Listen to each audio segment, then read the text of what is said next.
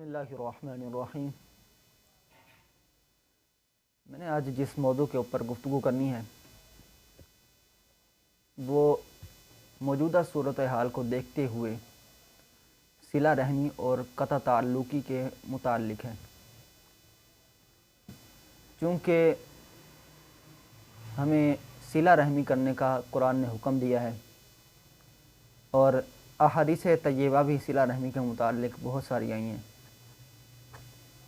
تو ایک حدیث پاک ہے، رسول اللہ صلی اللہ علیہ وسلم نے ارشاد فرمایا کہ جو شخص اپنے رزق میں کشادگی چاہے یا اپنی عمر دراز چاہے، اسے چاہیے کہ وہ رشتہ داروں کے ساتھ صلہ رحمی کرے۔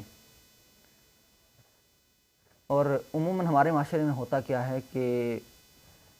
انسان کے جو رشتہ دار ہوتے ہیں، قریبی چاہنے والے عزیز و اقارب، انسان اس سے محبت کرتا ہے،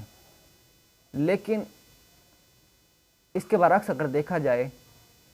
تو ہمارے معاشرے میں آج کل جو محبت کی بنیاد ہے رشتہ داروں کے ساتھ، وہ صرف اور صرف ان کے مال اور دولت ہے، کہ آج کل جو رشتہ داری ہے وہ بھی پیسے میں تولی جاتی ہے، کہ جس کے پاس زیادہ پیسہ ہوگا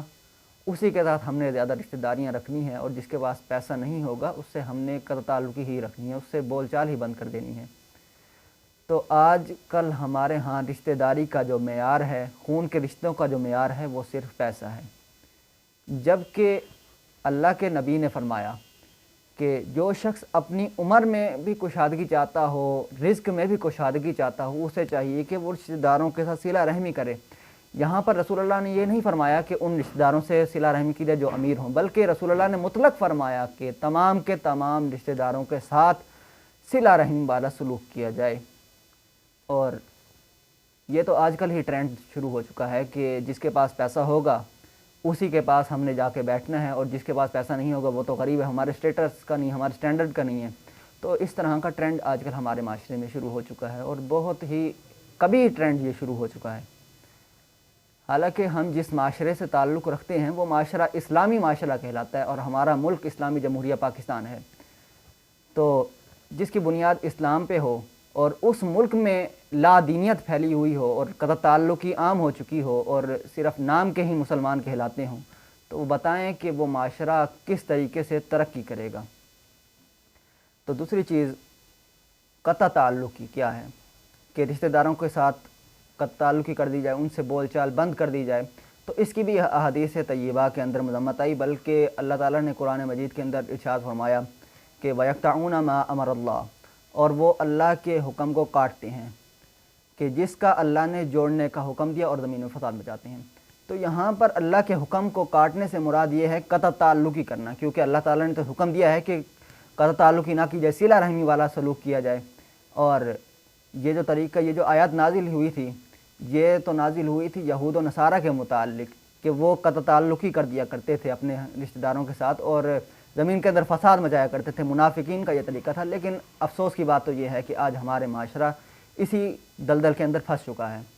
کہ جس کے پاس پیسہ ہوگا اس کے پاس تو بھائی جا کے بیٹھنا ہے، اس سے بات چیت بھی کرنی ہے، اس سے بول چال بھی رکھنی ہے، جبکہ رسول اللہ نے تو فرمایا تھا کہ اگر تم رزق میں کشادگی چاہتے ہو، حالانکہ امیر رشتہ دار کے پاس جانے سے ہمارے رزق میں کشادگی نہیں ہونی، نہ ہی ہماری عمر میں برکت ہونی ہے، بلکہ ہمیں تو مطلق یہ فرمایا گیا کہ تم نے تمام رشتہ داروں سے صلہ رحمی کرنی ہے۔ جب تم صلہ رحمی کرو گے تمام رشتہ داروں کے ساتھ، چاہے وہ امیر ہے، چاہے وہ غریب ہے، چاہے وہ گاڑیوں کے اندر بیٹھنے والا ہے، چاہے وہ سائیکل چلانے والا ہے، تمام کے تمام سے تم نے صلہ رحمی کرنی ہے۔ لیکن پھر ہوتا کیا ہے کہ